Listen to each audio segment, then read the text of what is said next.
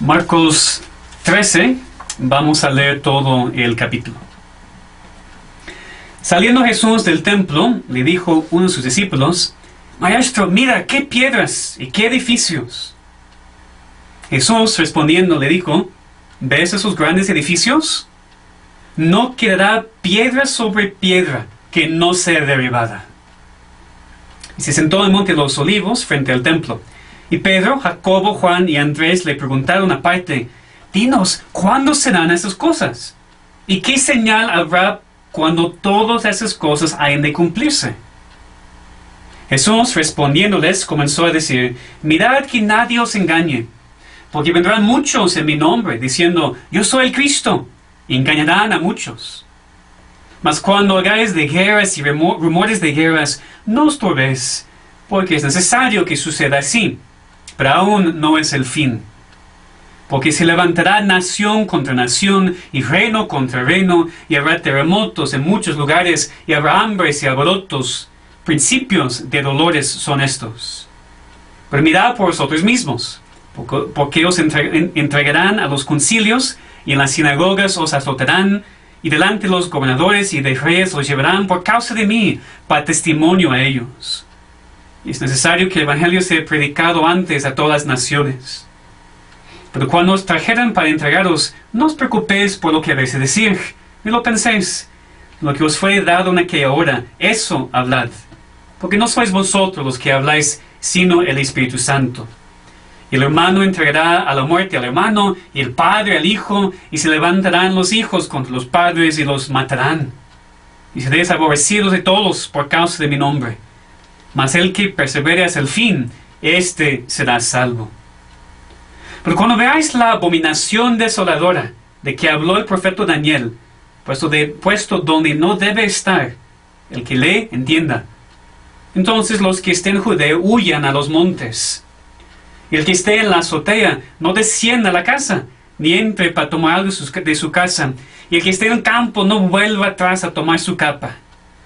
Mas ay de las que estén encintas y de las que críen en aquellos días.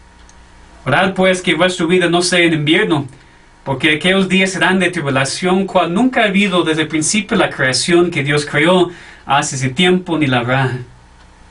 Y si el Señor no hubiese acortado aquellos días, nadie sería salvo. Mas por causa de los escogidos que Él escogió, acortó aquellos días. Entonces si algunos dijere: Mirad, aquí está el Cristo, o mirad, ahí está, no lo creáis.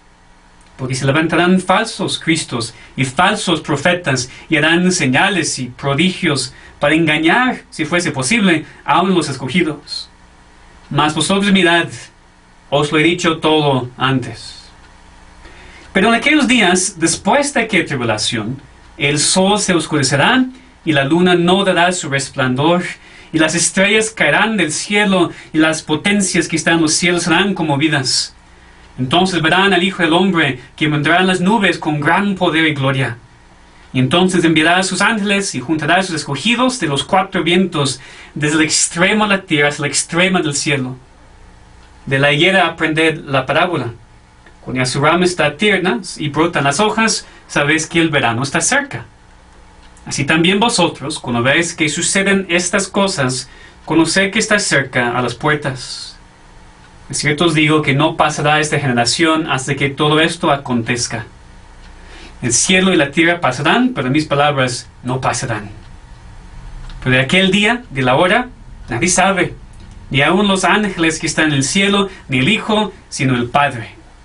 Mirad, velad y orad, porque no sabéis cuándo será el tiempo. Es como el hombre que, yéndose lejos, dejó su casa y dio autoridad a sus siervos, y a cada uno su obra, y al portero mandó que velase. Velad pues, porque no sabéis cuándo vendrá el Señor de la casa, si al anochecer, o a la medianoche, o al canto del gallo, o a la mañana, para que cuando venga de repente, no os halle durmiendo. Y lo que a vosotros digo, a todos digo: velad. Amén. Esa es la palabra de Dios para nosotros, algo muy importante para nosotros en este tiempo. Vamos a orar que Dios aplique su palabra en esta predicación a nuestros corazones. Padre, te pedimos tu ayuda en esta tarde, como siempre, especialmente en esta predicación, para que podamos entender este pasaje y tal vez más importantemente para después poder aplicarlo, para no salir solamente pensando en los últimos días, pensando en un debate en cuanto a escatología. Te pedimos, Señor, que podamos salir hoy velando, mirando y orando y preparándonos para la segunda venida de tu Hijo y nuestro Salvador, Jesucristo.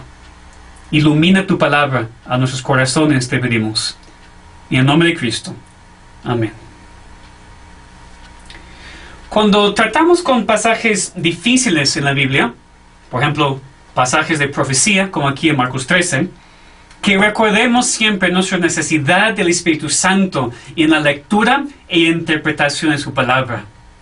El Espíritu Santo es el autor de la Biblia y por eso Él la ilumina para nosotros. Pero también, cuando estudiamos pasajes difíciles y debatidos, que recordemos siempre que deberíamos dar libertad a otros en cuanto a sus diferentes interpretaciones, siempre y cuando son pasajes que no tienen que ver con el fundamento del Evangelio.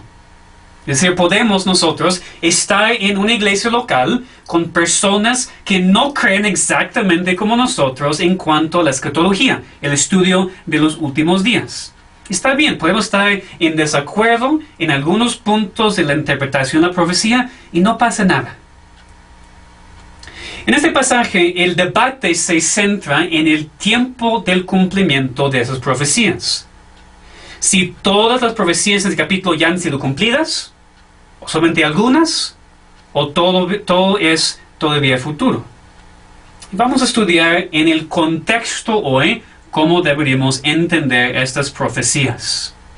Pero al final de cuentas, el énfasis de este pasaje no es tanto en los detalles de la escatología.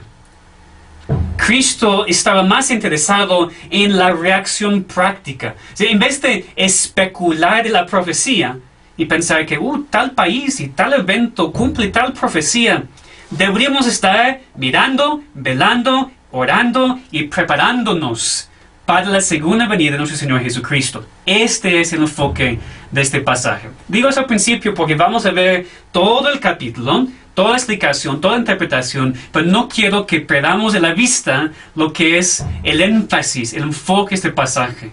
Estar preparados para la segunda venida de Cristo. Estar mirando, velando y orando.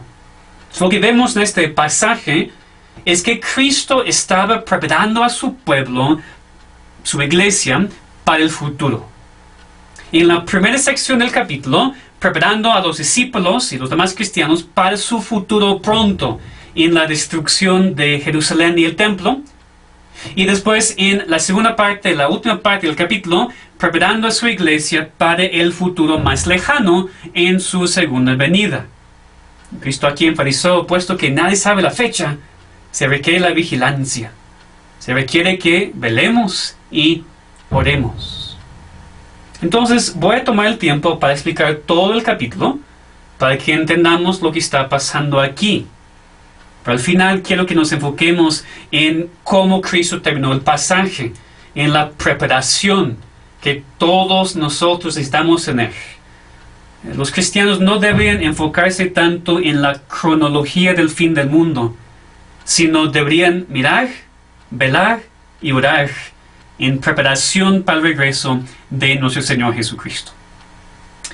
En primer lugar, vamos a ver aquí la introducción a estas profecías que encontramos en versículos 1 a 4. Jesús y los discípulos estaban saliendo del templo. Uno de ellos hizo el comentario de cuán maravilloso era el templo. Mira, qué piedras, qué edificios. Y en verdad, este templo era una de las maravillas del mundo en ese entonces. Lo habían estado construyendo por 46 años, conforme a Juan 2. En ese momento, en Marcos 13, todavía estaba en desarrollo. Un historiador judío romano llamado Josefo escribió que las murallas, los muros del templo estaban a una altura de 45 metros y que tenía piedras enormes. Algunas de las piedras midieron 20 metros de largo, más que 2 metros de alto y casi 3 de ancho. Eran piedras gigantes que pesaron más que 200,000 kilogramos. Las puertas también eran masivas y todo el exterior del templo estaba plateado con oro, cubierto con oro. Así que cuando el sol estaba brillando sobre el templo, una persona acercándose lo hubiera visto con una montaña de oro. Era impresionante, increíble a la vista. Con razón entonces el discípulo dijo, mira qué piedras, qué edificios. Tiene toda la razón. Pero Cristo respondió diciendo, ¿ves esos grandes edificios? No quedará piedra sobre piedra que no sea derribada. Parecía imposible. Pero sus palabras fueron cumplidas de manera exacta. Cuando el general romano Tito conquistó la ciudad de Jerusalén en el año 70 con su ejército, algunos soldados prendieron el templo y él y la ciudad fueron arrasadas completamente. Y la manera en la cual fue cumplida esta profecía de Cristo, que no quedara piedra sobre piedra en el templo, es que con el incendio se derritió el oro que cubrió el exterior de las piedras, y los soldados romanos literalmente separaron cada una de las piedras para intentar conseguir el oro que se había derretido dentro de las grietas. Y no leemos de la reacción inmediata de los discípulos cuando Cristo dijo eso, pero en el versículo 3, cuando llegaron a Monte de los Olivos, dice que Pedro, Jacobo, Juan y Andrés le preguntaron en cuanto a lo que había dicho. Versículo 4. Dinos, ¿cuándo serán esas cosas? ¿Y qué señal habrá cuando todas esas cosas hayan de cumplirse? Refiriéndose a la destrucción del templo. Porque fíjense, los discípulos asociaron lo que Cristo dijo en cuanto a la destrucción del templo con el fin del mundo. Viendo la grandeza y la majestad del templo, ellos no podían imaginarlo destruido hasta el día final, hasta el día de juicio aquí en la tierra. Eso es muy importante entender, porque así vemos desde el principio que los discípulos confundieron o mezclaron estas dos cosas. Asociaron la destrucción del templo con el fin del mundo. Como vemos más claramente en el pasaje paralelo en Mateo 24, versículo 3, cuando Mateo registra que los discípulos preguntaron, ¿cuándo serán esas cosas? Lo mismo en cuanto al templo. ¿Y qué señal habrá de tu venida y del fin del siglo? Fíjense bien. Entonces los discípulos preguntaron a Cristo en cuanto a las señales que iban a acompañar la destrucción del templo y su venida al fin del mundo, pensando que las dos cosas iban a suceder al mismo tiempo. Y Cristo aquí respondió a las dos preguntas, en el mismo capítulo, en el mismo pasaje, pero sin decirles que estaba hablando de dos diferentes eventos. Primero, Cristo le habla de la destrucción del templo, las señales acompañando la destrucción del templo, en versículos 5 a 23. Y después en versículos 24 y 27 profetiza del fin del mundo y su segunda venida. Yo creo que esa es la clave a la interpretación de este pasaje. Entender lo que los discípulos estaban preguntando y cómo Cristo respondió. Y la pregunta fue en cuanto a la destrucción del templo, y por eso en los siguientes versículos Cristo respondió. Y más adelante Cristo habló de cosas más futuras, profetizó en cuanto al fin del mundo y su segunda venida, que también era para su pregunta. Entonces, Cristo respondió en orden a sus dos preguntas. Primero respondió en cuanto a la destrucción del templo, y en la misma profecía también habló de su venida y el fin del mundo. Y eso es normal en profecía bíblica.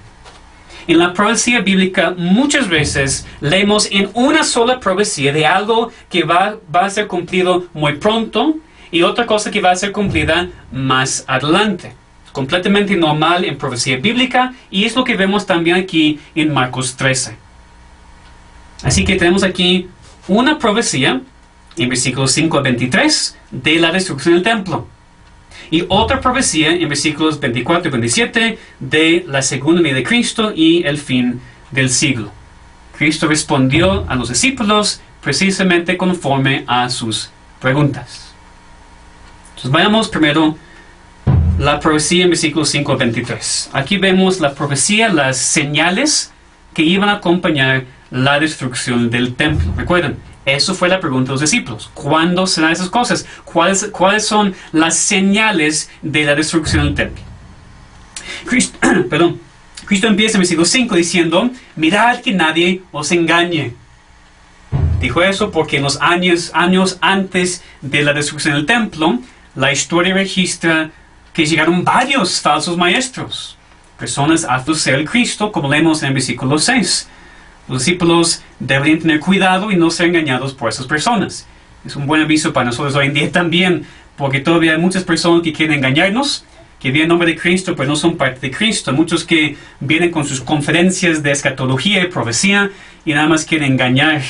Nosotros, si queremos respuestas a la profecía bíblica, deberíamos buscar en la Biblia misma, no en las noticias. Entonces, una señal por los discípulos que la destrucción del templo se estaba acercando era esto de falsos maestros, personas viniendo en nombre de Cristo, engañando a muchos. También habla aquí de guerras y rumores de guerras. Y otra vez, recordemos aquí, por favor, que por el contexto, Cristo todavía está respondiendo a la pregunta de sus discípulos en cuanto a la destrucción del templo, no en cuanto al fin del mundo. Todavía estamos en la sección de las señales acompañando la destrucción del templo. Guerras, rumores de guerras, se levantarán nación contra nación, reino contra reino. Eso sucedió en los años entre la muerte de Cristo y la destrucción de Jerusalén en el año 70. El historiador romano Tácito registró de esos años, antes del año 70, que en Roma había 3 guerras civiles, más guerras fue el país, y a veces los dos al mismo tiempo. En el año 69 había 4 emperadores en Roma, diferentes emperadores.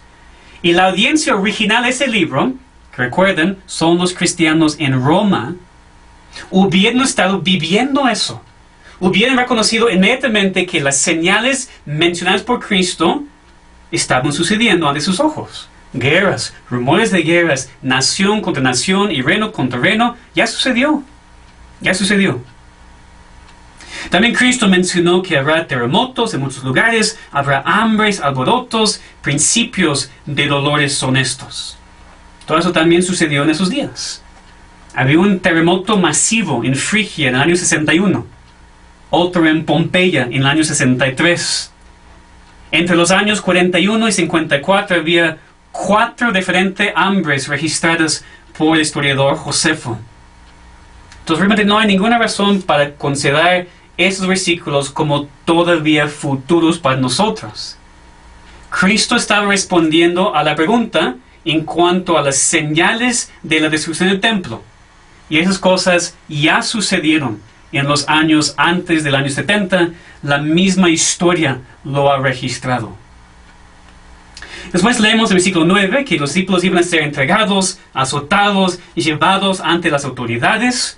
Pues el libro de Hechos es el cumplimiento de eso, ¿verdad? Los cristianos siendo perseguidos, los apóstoles perseguidos y matados. Y vemos que Dios en verdad les dio que decir, como prometió en el versículo 11. Porque recordamos en Hechos que los líderes judíos estaban muy sorprendidos de que esos discípulos, hombres sin letra, hombres no educados, podían hablar así. ¿Cómo era posible? Aquí lo vemos. Cristo prometió, el Espíritu Santo les va a dar que decir. En el versículo 10 dice que es necesario que el Evangelio sea predicado antes a todas las naciones. Eso también ya sucedió. Tenemos las palabras de Pablo en Colosenses 1:6. Él dijo, la palabra verdadera del Evangelio había llegado a ellos, así como a todo el mundo. Todo el mundo conocido en ese tiempo, por supuesto. Pero eso tampoco es tanto el punto. Porque la idea aquí en Marcos es que el Evangelio tiene que ser predicada a las naciones, a los gentiles, y no solamente a los judíos. Y también el libro de Hechos registra el cumplimiento de esa verdad. Los gentiles también, las naciones. Esa es terminología bíblica, ¿verdad? Las naciones también recibieron el Evangelio. Ahora, otra señal que Cristo dio que iba a acompañar la destrucción del templo se encuentra en el versículo 14. Pero cuando veáis la abominación desoladora de que habló el profeta Daniel, puesto donde no debe estar, el que lee, entienda.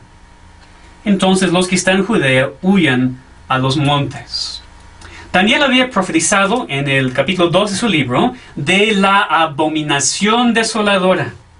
Algo que iba a profanar el lugar santo de Dios. Algo que estaba en donde no debería estar. Y todos entienden que esta profecía de Daniel fue cumplida, por lo menos en parte, en el año 168 a.C., con un rey llamado Antíoco Epífanes, un rey de Siria, quien había conquistado a Jerusalén, sacrificó un cerdo sobre el altar en el templo. El colmo de blasfemia para un judío, ¿verdad? Quien vio un cerdo como inmundo. Los judíos reconocieron eso como el cumplimiento de la profecía de Daniel. Esa profecía obviamente no fue cumplida completamente en ese tiempo, porque Cristo dijo aquí que todavía deberían esperarla. Y por lo que vemos en los siguientes versículos, vemos que esta señal de la abominación desoladora era algo que ya sucedió antes de la destrucción del templo en el año 70. Porque Cristo dijo, esta abominación desoladora es la señal para mostrar a los cristianos, es tiempo para huir, es tiempo de salir de Jerusalén. Y aunque en la historia de esos días hay varias posibilidades de lo que era esta abominación, lo que tiene más sentido es que en el año 69, el año antes de la destrucción del templo, los celotas, que eran judíos radicales, tomaron control del templo a fuerzas y lo hicieron una base militar. Ellos profanaron el templo. Hasta eligieron, entre comillas, un sumo sacerdote que la historia registra como un payaso que no tenía nada que ver con el sacerdote en la casa de Dios. Ellos profanaron completamente el templo el año antes de la destrucción de la ciudad. ¿Sí? Pues yo creo que esto fue la abominación desoladora a que se refería Cristo. Pero fuera lo que fuera esa abominación, vemos aquí claramente que ya era señal para los cristianos en ese tiempo a empezar a huir antes de la destrucción de Jerusalén. Entonces la abominación desoladora en el contexto no se refiere a algo futuro, porque era la señal para que los cristianos de ese tiempo huyeran de la ciudad. Y también para aquellos que piensan que eso va a suceder en el futuro, no tiene sentido, porque ¿quién va a estar huyendo cuando Cristo regrese por segunda vez? Pues nadie va a poder y los cristianos no van a querer. ¿Por qué los cristianos van a huir cuando ven la abominación desoladora? Van a querer que Cristo venga y les traiga con él para siempre. Entonces, no, esta abominación desoladora era una señal antes del año 70 para mostrar a los cristianos ya es tiempo para huir de la ciudad y vivir en las montañas. Y los cristianos lo hicieron. En contraste, muchos judíos en ese tiempo huyeron a la ciudad porque siempre había sido su refugio. Pero los cristianos salieron porque Cristo lo había dicho en el versículo 14. Y Dios usó esto para salvar sus vidas, porque Jerusalén fue destruido y también mucha gente dentro. La historia registra que casi 1 millón de judíos murieron en el último año del conflicto con Roma. Pero Dios preservó a los cristianos, quienes habían huido. Era difícil, como leemos versículos 15 y 18, tenían que salir de la ciudad, vivir en las montañas por un rato, pero lo hicieron y fueron salvos. A continuación leemos en versículos 18 al 20, orad pues que vuestra huida no sea invierno, porque aquellos días serán de tribulación, cual nunca ha habido desde el principio de la creación que Dios creó, hasta ese tiempo ni la habrá. Y si el Señor no hubiese acortado aquellos días, nadie será salvo. Sería salvo, mas por causa de los escogidos que Él escogió, acortó aquellos días. Ahora, si seguimos en el contexto, hermanos, vemos que estos versículos todavía están en contexto de lo que iba a pasar antes del año 70. No tiene nada que ver con una gran tribulación futura en los días finales. Está relacionado por el contexto con la destrucción de Jerusalén y el templo. Los días del ataque romano en contra de Jerusalén, registro de la historia, eran días terribles. Una tribulación severa. Había mamás con sus bebés muertos en sus casas porque no había comida. cadáveres en las calles, niños muriendo de hambre. La historia registra la práctica del canibalismo, hasta madres comiendo sus propios hijos. Los judíos nunca habían experimentado una tribulación semejante. Y eso dice algo, pues esclavos en Egipto, en Babilonia, habían sufrido muchísimo. Pero esto era peor. Era lo peor de la historia de su nación. Aún así vemos la promesa cumplida de Dios de acortar aquellos días. Pues si no, dice, nadie hubiera sido salvado, nadie hubiera sobrevivido la asedia de Jerusalén. Y es lo que pasó. El historiador Josefo, quien estaba presente en esta batalla final, registra que la asedia de los romanos había sido recortada por problemas políticos en Roma. Los generales tenían que regresar a Roma y por eso acortaron la asedia y muchas menos personas murieron que normal en una asedia romana. Los versículos siguen refiriéndose a la tribulación antes de la destrucción de Jerusalén, no una gran tribulación futura. Pero sin duda, nos recuerda que los cristianos sí pasan por tribulación, aún gran tribulación. Pasamos por tribulación ahora. Lo hemos profetizado aquí para Jerusalén y los judíos, pero no ha cesado tampoco.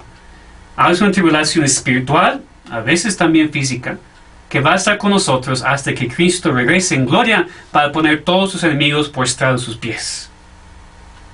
Y para terminar esta sección, en versículos 21 a 23, Cristo regresa al tema de los falsos cristos, falsos profetas, con sus señales y prodigios. Avisa a los discípulos a no ser engañados, sino mirar, poner atención. Él ya los había dicho suficiente para protegerlos en contra de la falsa enseñanza y prepararlos para lo que estaba por venir. Ahora llegamos a versículos 24 y 27. La profecía de la segunda venida de Cristo. Aquí Cristo empieza a responder a la segunda pregunta de sus discípulos. Ya les había dicho en cuanto a las señales de la destrucción del templo, como había preguntado. Ahora va a hablar de su segunda pregunta. ¿Cuándo sería tu venida y el fin del mundo? Y entiendo que hay personas que piensan que aún esos versículos ya han sido cumplidos en la destrucción de Jerusalén en el año 70, que todo este capítulo ha sido cumplido. Entiendo su punto de vista. No deberíamos rechazarlo sin pensarlo dos veces, porque esas personas lo ven esencial, que toda la profecía ha sido cumplida en el pasado, porque Cristo dice en el versículo 30, de cierto os digo que no pasará esta generación hasta que todo esto acontezca. Entonces, con un celo para la infalibilidad de Cristo, su palabra, algunos dicen que los eventos en versículos 24 y 27 también ya han sucedido. Ellos tienen sus argumentos por lo que dicen, pero yo creo que hay buenas razones para considerar esos versículos como todavía futuro. Les voy a dar dos razones. Primero, por la naturaleza de la profecía bíblica. Como ya mencioné, es normal para una profecía bíblica contener cosas que van a ser cumplidas más pronto y cosas que van a ser cumplidas más tarde en la historia. Es demasiado común en la profecía bíblica. La otra razón por la cual creo que podemos ver esos versículos como hablando de algo futuro es porque vemos en la misma estructura del pasaje una transición antes del versículo 24. En este capítulo, Cristo usa el aviso para mirar como transición. Entonces, cuando Cristo dice mirad, con versículo 5, versículo 23, versículo 33, Él muestra alguna transición en el tema. Entonces aquí vemos que la sección anterior, con las señales de la destrucción de Jerusalén, termina con ese aviso. Mas vosotros mirad, os lo he dicho antes. Pero en aquellos días, desde ahora, siguiente sección, es una transición para hablar de una profecía más futura, lo que serán las señales de su venida y el fin del siglo. Leemos el versículo 24, pero en aquellos días, después de aquella tribulación, y Marcos no dice inmediatamente después, sino solamente después de aquella tribulación, leemos de esas señales en los versículos, señales celestiales, del sol, la luna, las estrellas, el regreso de Cristo. Estas cosas todavía no han sucedido, La interpretación más clara es que se refiere a algo futuro, cuando Cristo regrese, como vemos en el versículo 26. Y fíjense por favor que no hay nada secreto en la segunda venida de Cristo.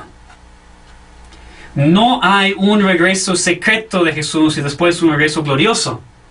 No, cuando es tiempo para el Hijo levantarse de su lugar sentado a la diestra del Padre, lo hará con poder y gloria y todo ojo le verá. Los escogidos no van a ser juntados de manera secreta y después regresar con Cristo en una tercera venida. Cuando Cristo regrese será con poder y gloria, en ese momento va a juntar a sus escogidos para estar con Él para siempre. Es una segunda venida visible. Y también es una segunda venida sin señales para mostrarnos cuándo va a suceder. Por eso que es tan importante entender que la primera parte de este capítulo ya ha sido cumplida, porque ya hemos estudiado muchísimas señales, pero no son señales de la segunda venida de Cristo. No pueden ser, porque al final del capítulo el punto que Cristo quiere enfatizar es: nadie sabe, no hay señales, un día va a regresar, punto. Entonces, todas las señales que estudiamos eran señales para la destrucción del templo que ya han sucedido. Pero cuando Cristo regrese va a ser visible y sin señales. Nada más un momento, aquí va a estar. Por eso la aplicación que vamos a ver. Tenemos que estar preparados. Ya estamos en los últimos días. Cristo puede regresar en cualquier momento y nadie tendrá tiempo para preparación del último momento. Entonces, en la última sección del capítulo vemos la aplicación, versículos 28 a 37. Cuando Cristo usa el ejemplo de la higuera, para decir a sus discípulos que pusieran atención, que estén preparados. La higuera era un árbol que señalaba la llegada del verano en Israel. Cuando está tierna, con sus hojas, el verano está cerca. De la misma manera, dijo Cristo, miren, velen, tengan cuidado, estén alertas y preparados. Ahora, es el versículo 30 que ha causado tantas preguntas. De cierto os digo que no pasará esta generación hasta que todo esto acontezca. Ese versículo, como dije, hace entendible y válida la perspectiva de algunos que quieren ver todo el capítulo cumplido en el año 70, para defender la veracidad de las palabras de Cristo en el versículo 30. Pues yo creo que podemos defender la veracidad de las palabras de Cristo en este versículo sin decir que todo eso ya ha sido cumplido. Pero sin duda, sin ninguna duda, lo que no podemos hacer cuando interpretamos el versículo 30 es redefinir la palabra generación, como algunos quieren hacer.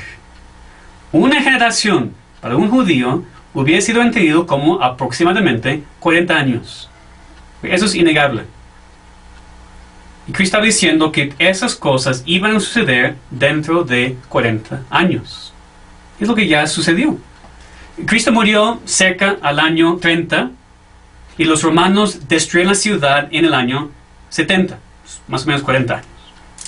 Ahora, lo que necesitamos entender es a lo que Cristo se refería en el versículo 30 cuando habló de todo esto. Todo esto, ¿a qué se refiere todo esto? No tenemos que adivinar. En el original es la misma frase que ha sido usada varias veces en el capítulo. Por ejemplo, en el versículo 4. ¿Cuándo serán estas cosas? Misma frase. ¿Qué señal habrá cuando todas estas cosas hayan de cumplirse? Misma frase.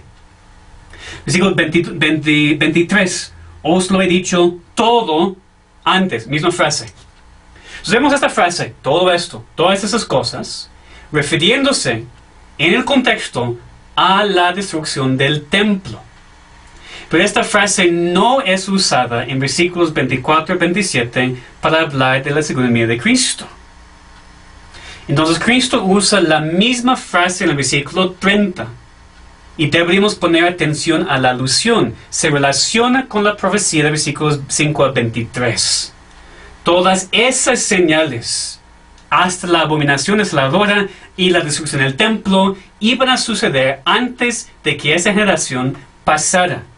Que es precisamente lo que sucedió. Lo que Cristo dijo es la verdad. Y por eso dijo en el versículo 31, el cielo y la tierra pasarán, pero mis palabras no pasarán. Su palabra es segura. No es posible que Él mienta, que diga algo que no sea cierto. El versículo 32 es siempre entendido como algo que se refiere a la segunda venida, el juicio final, que es todavía futuro. De aquel día y de la hora nadie sabe, ni aun los ángeles que están en el cielo, ni el Hijo, sino el Padre. A veces eso confunde a la gente, que Cristo dijo que no sabía la hora de su regreso. Pero, ante todo, un entendimiento ortodoxo de la persona de Cristo resuelve el problema inmediatamente. Cristo tiene dos naturalezas. ¿Sí? Una persona en dos naturalezas. Una naturaleza divina, una naturaleza humana. La naturaleza humana de Cristo, por ejemplo, tenía hambre, estaba cansada, ¿verdad? Su naturaleza divina no se mezcló con la naturaleza humana para que no tenía que comer o descansar. De la misma forma, su naturaleza humana no era omnisciente, no sabía todo. Entonces, como Dios, Cristo sí sabía y sabe el día, pero como ser humano no era parte de su conocimiento. El capítulo termina con versículos 33 a 37, que realmente es la clave del pasaje. Todo eso para llegar a la clave, la aplicación aquí. Muestra que había muchas señales para Jesús en el templo, pero aquí se refiere a algo para el cual no hay señales. No hay señales para decirnos cuándo Cristo va a regresar. Podría regresar en cualquier momento. Entonces, todo lo que Cristo profetizó en cuanto a la destrucción del templo y de Jerusalén, en verdad ya sucedió. Sucedió antes de que esa generación pasara. Dentro de 40 años, la ciudad y el templo fueran destruidos. La otra parte todavía es por venir. No sabemos la hora. Y por eso debemos mirar, velar y orar. No hay señales, no hay nada que nos va a decir cuándo sucederá. Sino un día el Señor de la casa va a regresar y todos tienen que estar preparados. Ahora, para resumir, porque eso fue muchísima información, entiendo. Para resumir, Cristo dijo a sus discípulos que el templo iba a ser destruido, completamente desolado. Y ellos le preguntaron cuándo iba a suceder y también cómo sería el fin del mundo y su segunda venida. Cristo respondió a las dos preguntas. En versículo 5:23 dio la profecía en cuanto al templo, en cuanto a Jerusalén, una profecía que ya fue cumplida en detalle en el año 70, cuando los hermanos desolaron la ciudad. Después Cristo también les dijo muy brevemente cómo iba a ser su segunda venida y el fin del mundo. Después les dijo que miraran, que velaran, mostrando que Cristo no dio esta respuesta a ellos solamente para satisfacer su curiosidad. Les dio detalles para rescatarles físicamente, pero no dio casi nada de detalles en cuanto a su segunda venida, porque su énfasis era en estar preparado ahora. Quiero que terminemos con 3 aplicaciones prácticas. En primer lugar, la profecía cumplida nos da confianza y esperanza para la profecía todavía por venir. Si alguien podría preguntar al final de este mensaje, ¿por qué estudiamos versículos 5:23 si han sido cumplidos? Pues por la misma razón que estudiamos cualquier profecía de Cristo en el Antiguo Testamento. Profecía de su nacimiento, profecía de su muerte.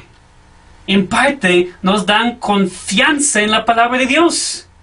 Nos dan la confianza que si la profecía pasada ha sido cumplida, sin duda también la profecía futura. Entonces, si la primera parte del capítulo fue cumplida, la profecía en cuanto a Jerusalén, exactamente como Jesús lo dijo, también tenemos que creer la segunda parte. Cristo va a regresar con gran poder y gloria. Y como Cristo dijo, el cielo y la tierra pasarán, pero mis palabras no pasarán. Puesto que Jerusalén y el templo fueron destruidos conforme a los detalles de la profecía de Cristo, también tenemos que creer que Él va a cumplir también versículos 24 y 27 y va a regresar otra vez con gran poder y gloria. que es la segunda aplicación. Estamos a enfocarnos mucho más en la segunda venida de Cristo. Estamos demasiado enfocados en este mundo. Y estamos olvidando mucho la esperanza de la segunda venida de Cristo. Y va a regresar de manera diferente, porque la primera vez vino como bebé en el pesebre. Vino para servir y sufrir. Pero la segunda vez va a venir en poder y gloria para reinar y conquistar y juzgar a sus enemigos. Vendrá en majestad para que toda rodilla se doble ante Él y para llevarnos a nosotros para estar con Él para siempre. Él va a venir para dar a cada hombre conforme a sus obras. La eternidad con Él debido a la salvación por pura gracia, o el infierno que una persona merece debido a sus pecados. Y eso nos lleva a la última aplicación. Si Cristo, sin duda, va a regresar con gran poder y gloria, todos tienen que estar preparados. Deberíamos responder a este pasaje no debatiendo en cuanto a la cronología del último día, sino mirando, velando y orando. Versículo 33. Mirad, velad y orad, porque no sabéis cuándo será el tiempo. Y después nos da la ilustración. Es como el hombre que, yéndose lejos, dejó su casa y dio autoridad a sus siervos y a cada uno su obra, y al portero mandó que velase. Velad pues, porque no sabéis cuándo vendrá el Señor a la casa, si al anochecer, o a la medianoche, o al canto del gallo, o a la mañana, para que cuando venga de repente no os halle durmiendo. El Señor de la casa ha salido, se ha ido lejos, pero va a regresar. Y todos sus siervos tienen que estar preparados para su regreso, que podría ser en cualquier momento, nadie sabe. Y por eso la conclusión del capítulo. Y lo que a vosotros digo, a todos digo, velad. Eso no era solamente para los discípulos, es para también ustedes, nosotros. Tal vez estás aquí escuchando este mensaje. Tú no crees que Cristo va a regresar. No crees que Cristo va a regresar. ¿Sabes qué leemos de ti? En 2 Pedro 3. Sabiendo primero esto, que en los postreros días vendrán burladores, andando según sus propias concupiscencias, diciendo, ¿dónde está la promesa de su advenimiento? Porque desde el día en que los padres durmieron, todas las cosas permanecen así como desde el principio de la creación. ¿Tú también te burlas de la idea de la segunda venida de Cristo? Y dices, ya ha pasado mucho tiempo, no ha regresado. Lo más probable es que no va a regresar. No seas duro y no seas necio. Pon atención a las palabras de Cristo. Tú puedes leer en la historia secular de la destrucción de Jerusalén, la destrucción del templo, y cómo las palabras de Cristo en este capítulo fueron cumplidas al pie de la letra. Entonces su profecía de su regreso también va a ser cumplida. Él regresará y tú tienes que estar preparado. La única razón por la cual Cristo no ha regresado todavía es porque Dios no ha salvado a todo su pueblo. Porque el pasaje aquí en 2 Pedro 3 continúa. El Señor no retarda su promesa, según algunos la tienen por tardanza, sino que es paciente para con nosotros, no queriendo que ninguno perezca, sino que todos procedan al arrepentimiento.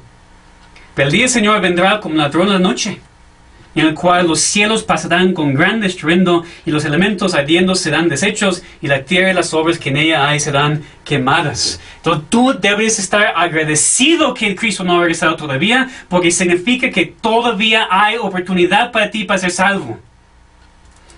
Pero no esperes más, porque Dios ha sido paciente contigo.